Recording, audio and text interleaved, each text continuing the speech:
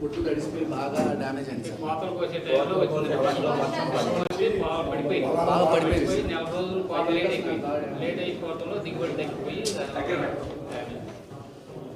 అంటే వాటర్ బయట వెళ్లకుండా పోవడం వల్ల కోసే టైంలో వర్షం రావడం వల్ల 4 రోజులు ఎంకపోయిందండి. కాదు ఇప్పుడు డ్రైనేజ్ కరెక్ట్గా ఉంటే మనకు అంత నష్టం రాదు కదా. లేదు సార్, కాలువలు తవ్వించాలి సార్, బాగా ప్రాబ్లం.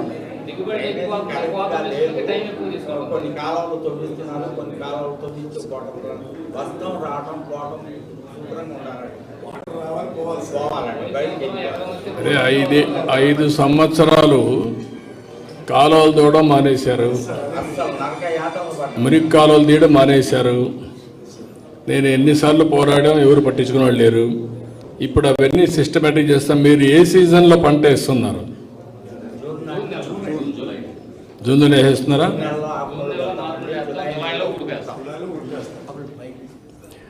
జూన్లోనే వేయలేమా? జూన్లో ఏవి వచ్చండి, కాలం నీళ్లు మాకు రావు కాబట్టి నేను ఇస్తాను, నీళ్ళు ఇస్తాయి. నీళ్ళు ఇస్తే వేసుకుంటాం. జూన్లో రావు సార్, జూన్లో కాలువ సరిలేదు, కాలువ మా కాలువ కాదమ్మా, మీ కాలువలను రెడీ చేసి జూన్లోనే నీళ్ళు ఇస్తే పంట వేసుకుంటారని అడుగుతున్నా. వేసుకుంటాం సార్.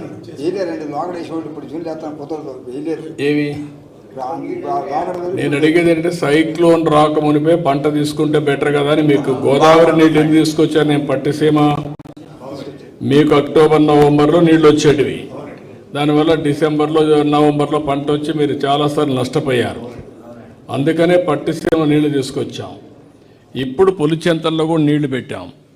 ఆ నీళ్లు ముందుగానే రిలీజ్ చేస్తాం నారుమళ్ళకి రిలీజ్ చేస్తే మీరు పంట వేసుకుంటారని అడుగుతున్నా.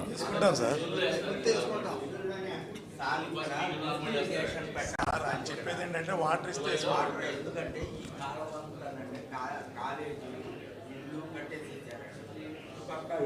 ఇల్లు కట్టేసి ఆ నీళ్ళు ఏమో రావట్లేదు సార్. ఆ నీళ్లు రాకపోవడం, అక్కడ వరకు నీళ్లు మాకు లిఫ్ట్ ఇరిగేషన్ ఇస్తే, ఒక ట్యాన్సరం పెట్టి 4 మోటార్లు ఇస్తే శుభ్రంగా పండించుకుంటాం సార్. అంటే అక్కడ నీళ్లు రాకుండా రావట్లేదు సార్, అసలు పూడిపోయి ఉంది కాలువ. ఆ కాలువ తవ్వించేస్తే పోతుంది కదా, మళ్ళీ లిఫ్ట్ పెడితే కరెంట్ కావాలి కదా. ఎన్క్రోచ్మెంట్స్ తీసేయడమే. కాలువలు ఎంత చేస్తారు ఎన్క్రోచ్మెంట్స్? క్వశ్చన్ లేదు. పొలం వచ్చే నీళ్లు ఇది చేయడం ఏంటి? మిగిలిన భూమి ఓకే, కానీ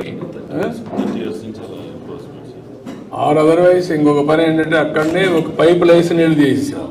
పైపులు వేసుకొని పైపులు వేసేసి నీళ్లు తీసుకొస్తాం. క్లియర్. మరి ఆశ కూడా మితం ఉంటాను. ఎట్లా వేల్పూర్లో కూడా అట్టాగే పెట్టారు సార్, 6 మోటార్లు పెట్టారు, నీళ్లు తోడతారు. కాదు మరి నీళ్లు తోడాలంటే మళ్ళీ నాకు కరెంట్ ఛార్జీలు అంటే కాకుండా పక్కనే ఎక్కడన్నా ఉంటే పైపులు వేసి ఆ పైపులో నీళ్లు ప్రాసెస్ చేయడం. ఆ కాలువ మాత్రం ఆ ఊరు వరకు. ఆ కాలువ బాగా మెరక ఉంది కదా సార్, ఆ మెరకను చాలా మెరక తీయాలి సార్. ఇళ్ళు ఉన్నాయి సార్, అసలు పొక్కలైనా వెళ్ళదు సార్, కాలువలోకే వదిలేస్తున్నారు. అసలు ఆ కాలువ వచ్చినప్పుడు మాకు బ్రహ్మాండంగా చెత్త తీస్తారనుకోండి, చెత్త తీస్తే అప్పుడు అవుతుందా? చెత్త తీసినా అవుతుంది సార్. అవు సార్, ఆ డ్రైనేజ్ మొత్తం దాంట్లోనేనండి. అసలు చూస్తే నువ్వు పనిచేయి, ఇరిగేషన్ రమ్మని కలెక్టర్ గారు ఒకసారి చెక్ చేసుకోండి. మీరు చెక్ చేసుకొని ఆల్టర్నేటివ్ ఏముంది, ఎట్లా నీళ్లు ఇవ్వగలుగుతామో ఇన్ సీజన్ మీరు వర్కౌట్ చేయండి. నేను మాట్లాడతాను, దానికి ఎట్లా పరిష్కారం చేయాలో చేద్దాం. ఇప్పుడు ప్రొక్యూర్మెంట్ సిస్టమ్ అయితే బాగానే ఉంది, మీకేం ప్రాబ్లమ్స్ లేవు. దీన్ని ఇంకా స్ట్రీమ్ లైన్ చేస్తాం. వేరే పంటలు మీరేం వేస్తున్నారు? పంట ఎంత ఉంది మీకు? ఓన్లీ 2 years ఉంటుందా? మళ్ళీ మార్చాలనా? 2 ఏళ్ళు ఏటా 1 ఎకరం వేస్తూ ఉంటామండి. లేత 3 నెలలు అవిసెలు పెంచుతామండి. జూన్లో అవిసెలు పోతాము, జూన్, జూలై, ఆగస్టుకి అవిసి పెరిగిపోద్దండి మనిషి ఎత్తు. తమలపాత కోసుకొచ్చి వేస్తామండి. ఎంత వస్తుంది ఎకరాకి? అంటే ఒక సంవత్సరం ఖర్చులే వస్తాయండి, రావండి. నిరుడు 1000 రూపాయలకు కూడా కోయిలు ఆకులు నడకలేదు. ఇక ఈ ఏడు ఇప్పుడు 3000 ఉందండి. దిగుబడి లేదు, తోటలో దిగుబడి లేదు. అదే అండి. ఏంటి కారణం? మీరు చాలా సంవత్సరాలు చేస్తున్నారు కదా, 77 నుంచి చేస్తున్నానండి. మరి దిగుబడి ఎందుకు లేదు? దిగుబడి వచ్చినప్పుడేమో రేట్లు ఒక రకంగా ఉండవండి. పచ్చిసరికి కదండి, ఎప్పుడప్పుడు వెళ్ళిపోవాలండి. నెల నెలకి కోస్తాము. ఒక నెలలో సరిగ్గా ఉండదండి. అటు నాగపూరు పూనా అటు వేస్తారండి కోసి.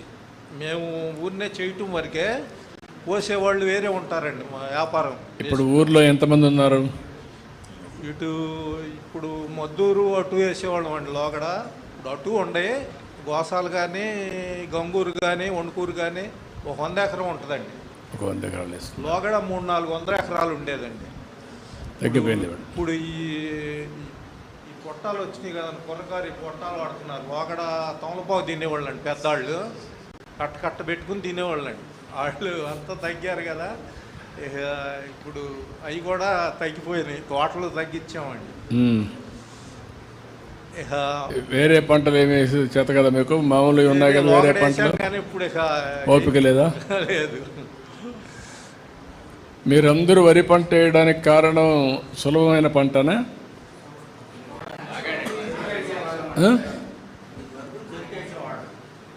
చెరుకు లేదు ఇప్పుడు. చెరుకు లేదండి. చెరుకు నట్టే వాళ్ళు దొరకట్లా. కేసీపీ వాళ్ళు మట్టికి చక్కగా ఇచ్చేవాళ్ళు. అవి కూడా మెషిన్లు వచ్చాయి కానీ సరిగా చేయలేకపోయారు. ఇప్పుడు మా ఊళ్ళో 4 ఎకరాలు 5 ఎకరాలు ఉందండి చెరుకు. అదే అది మాన్యువల్ ఊరు ప్రొఫైల్ అగ్రికల్చర్. వాట్ ఇది ప్రొఫైల్? అగ్రికల్చర్లో ఏమేమి పంటలు వేస్తున్నారు?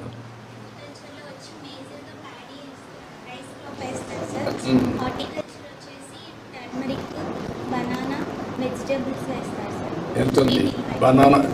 డీటెయిల్స్ ఏంటి?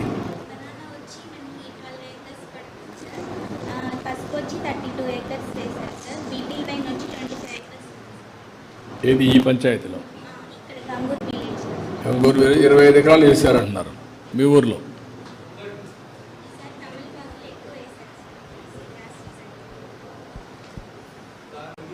మీరు యాజ్ ఆన్ టుడే పంట వారీగా మీ దగ్గర డీటెయిల్స్ ఉన్నాయా అగ్రికల్చర్ ఆఫీసర్ గారు? పంట వారీగా వాట్ ఈస్ ది ఈల్డ్, ఎంత ఆదాయం ఉందా? డీటెయిల్స్ ఉన్నాయా?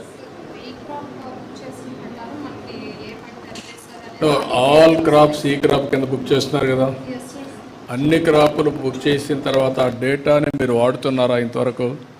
ఏ పంటలో దిగుబడి ఎంత వస్తుంది? ఆయన 42 బస్తాలు వచ్చింది, ఆయనకు 33 బస్తాలు వచ్చింది. 9 బస్తాలు డిఫరెన్స్. 9 బస్తాలు డిఫరెన్స్ వచ్చినప్పుడు మీకే ఒక ఐడియా ఉంది, ఈ ఊర్లో అక్కడ అగ్రికల్చర్ ఆఫీస్ ఉంది. ఇవన్నీ వాళ్ళ యొక్క ఫస్ట్ హ్యాండ్ ఇన్ఫర్మేషన్ తీసుకొని 33 బస్తాలు